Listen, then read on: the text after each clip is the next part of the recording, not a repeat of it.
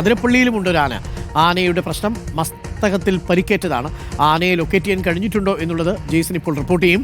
അതിരപ്പള്ളിയിൽ മസ്തകത്തിൽ മുറിവേറ്റ കാട്ടാനയെ കണ്ടെത്താനുള്ള ദൗത്യം തുടരുകയാണ്. ഇപ്പോഴും കണ്ടെത്തിയിട്ടില്ല. ഇന്നലെ കൊമ്പൻ കാട് കയറിയ 1-ാം ബ്ലോക്കിലെ മുനിത്തടം ഭാഗത്ത് ഒരാനയെ കണ്ടതായിട്ട് വനംവകുപ്പിന് ഒരു വിവരം ലഭിച്ചിട്ടുണ്ട്. ദൗത്യസംഘം ഇപ്പോൾ പരിശോധന നടത്തുകയാണ്. ജെയ്സൺ ചാമോളപ്പിൽ ചേരുന്നു.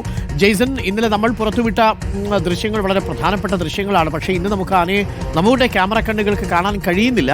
പക്ഷേ വനംവകുപ്പിന് ഈ റിസർവ് ഫോറസ്റ്റിൽ കണ്ടെത്തിയ ഒരാന ഈ കാട്ടാനയാണ് എന്ന വിവരമാണോ ലഭിക്കുന്നത്? മസ്തകത്തിന് പരിക്കേറ്റ ആനയെ കണ്ടെത്താനോ ലൊക്കേറ്റ് ചെയ്യാനോ കഴിഞ്ഞിട്ടുണ്ടോ ജെയ്സൺ? അരുൺകുമാർ, നമ്മുടെ ക്യാമറയ്ക്ക് മാത്രമല്ല വനവകുപ്പിൻ്റെ ഉദ്യോഗസ്ഥർക്ക് ഡോക്ടർമാർക്ക് ഒന്നും കണ്ടെത്താൻ കഴിഞ്ഞിട്ടില്ല.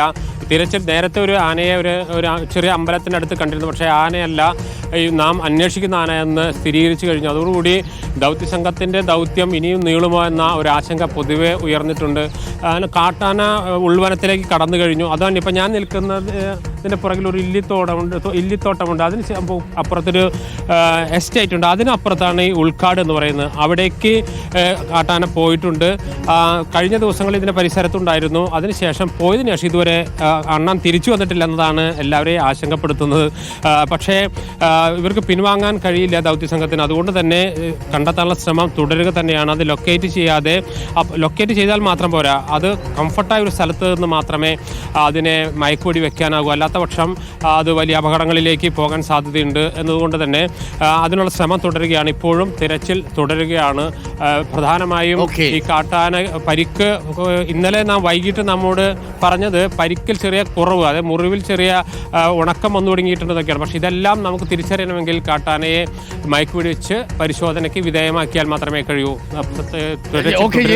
ലൊക്കേറ്റ് ചെയ്തിട്ട് ആദ്യം ആനയെ ബുദ്ധിമുട്ടാണ്. റിസർവ് ഫോറസ്റ്റിലേക്ക് ആന കയറിപ്പോയിരിക്കുകയാണ്. ഇന്നലെ നമ്മൾ ആ ദൃശ്യങ്ങളിൽ കാണുമ്പോൾ ആന മണ്ണൊക്കെ വാരി ഇങ്ങനെ മസ്തകത്തിലേക്ക് അടിക്കുന്നത് കാണാം.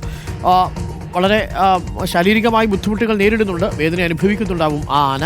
എന്നാലും അരുൺ സക്കറിയുടെ നേതൃത്വത്തിലുള്ള സംഘം ഇപ്പോഴും തുടരുകയാണ്. ദൗത്യം ഉപേക്ഷിച്ചിട്ടില്ല. 4 ദിവസത്തിനുള്ളിൽ ആനയ്ക്ക് ചികിത്സ നൽകണമെന്നുള്ളതാണ് ദൗത്യസംഘത്തിന്റെ ടൈം ലൈൻ. ഇപ്പോൾ ജെയ്സൺ ചാമോളപ്പിലും സംഘവും ചാലക്കുടിയിൽ അതിരപ്പള്ളിയിൽ ഈ ആന കയറിപ്പോയ റിസർവ് ഫോറസ്റ്റിന് തൊട്ട് മുന്നിൽ തന്നെയുണ്ട്. നമുക്ക് ആ ദൃശ്യങ്ങളിലേക്കും വാർത്തകളിലേക്കും ലഭിക്കുന്ന മാത്രയിൽ തിരിച്ചെത്താൻ കഴിയും.